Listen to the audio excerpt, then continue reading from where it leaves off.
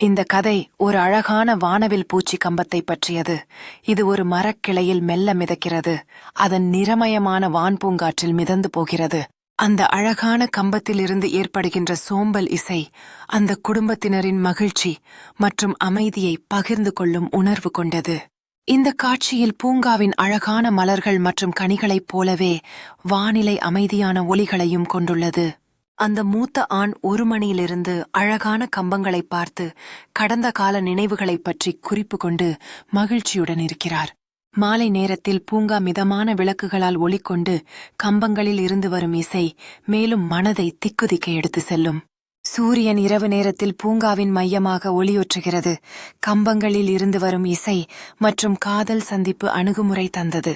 இரவு வரும்போது மிகவும் அமைதியான பூங்கா கம்பங்களின் இசை மற்றும் இயற்கையின் ஒலிகள் ஒரு புதிய கதையை தூண்டுகின்றது. இரவில் நிலவின் ஒளியில் நிம்மதியான பூங்கா விரிவாக பறந்திருக்கிறது மற்றும் கம்பங்களில் இருந்து வரும் இசை அமைதியின் அழகிற்கு வடிவம் வழங்குகிறது.